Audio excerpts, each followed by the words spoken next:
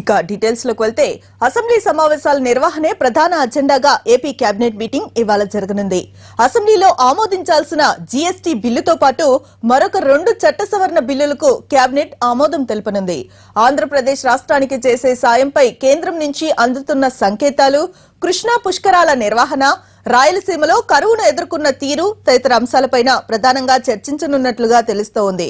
మంత్రివర్గ సమావేశం అనంతరం ముఖ్యమంత్రి చంద్రబాబు పార్టీ ముఖ్య నేతలతో అసెంబ్లీలో అనుసరించాల్సిన తీరుపై వ్యూహాత్మక సమావేశంను నిర్వహించనున్నారు.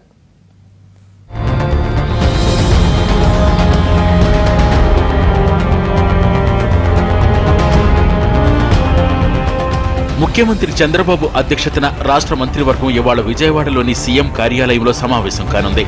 ఆంధ్రప్రదేశ్ అసెంబ్లీ వర్షాకాల సమావేశాలు ఈ నెల 8 నుంచి ప్రారంభం కానున్నాయి. ఈ సమావేశాలు 10వ తేదీన ముగించే యోచనలో సర్కారుంది. తొలుత 5 రోజుల పాటు సమావేశాలు నిర్వహించాలని భావించిన 11వ తేదీ ఆదివారం కావటం, 12న బక్రీద్ ఉండటంతో 10వ తేదీ రాత్రితోనే ముగించాలన్నది ప్రభుత్వ ఆలోచనగా తెలుస్తోంది. 8వ తేదీ ఉదయం బీఏసీలో దీనిపై తుది నిర్ణయం తీసుకోనున్న ఇవాటి మంత్రివర్గంలో కీలక చర్చ జరగనుంది. ప్రతిపక్షం ఎలాంటి అంశాన్ని తీసుకొచ్చినా సమర్థంగా జవాబు ఇచ్చేందుకు శాఖల వారీగా నివేదికలు తయారు చేయాలని ముఖ్యమంత్రి చంద్రబాబు అధికార యంత్రాంగానికి దిశానిర్దేశం చేయనున్నారు.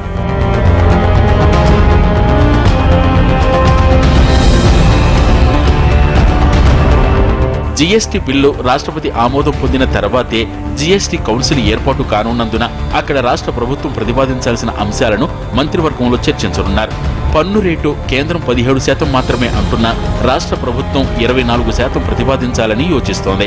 కృష్ణా పుష్కరాలు విజయవంతంగా నిర్వహించడంతో పాటు కరువును సమర్థంగా ఎదుర్కొన్న తీరుపై అభినందనల తీర్మానాలు ఉండవచ్చని తెలుస్తోంది.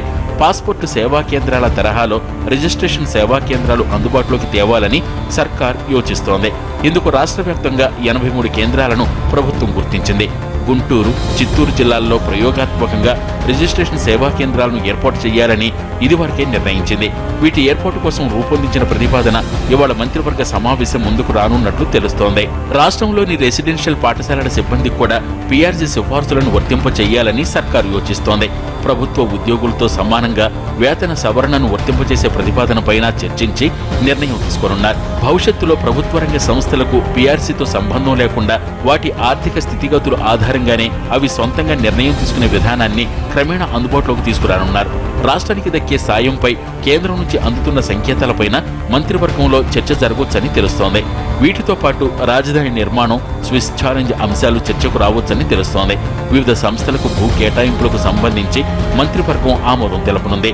మంత్రివర్గ సమావేశం అనంతరం ముఖ్యమంత్రి చంద్రబాబు పార్టీ ముఖ్య నేతలతో అసెంబ్లీలో అనుసరించాల్సిన తీరుపై వ్యూహాత్మక సమావేశం నిర్వహించనున్నారు. ప్రతిపక్షాల నుంచి ఎలాంటి అంశాలు తెరపైకి రావచ్చనే దానిపై ఇప్పటికే ఓ నివేదిక రూపొందించారు. ఓటుకు నోటు వ్యవహారంపై అనవసర రాద్ధాంతం చేస్తుంటే ఎలా ఎదురుదాడి చేయాలి, 12 కేసుల్లో జగన్ A1 ముద్దాయిగా ఉన్న విషయంపై ఎలా వ్యవహరించాలి తదితర అంశాలను ప్రధానంగా చర్చించనున్నారు. ప్రతిపక్షం ఏ అంశం లేవనెత్తినా ధీటుగా వ్యవహరించేందుకు ఈ సమావేశం ద్వారా ముందస్తు కసరత్తు చేయనున్నారు.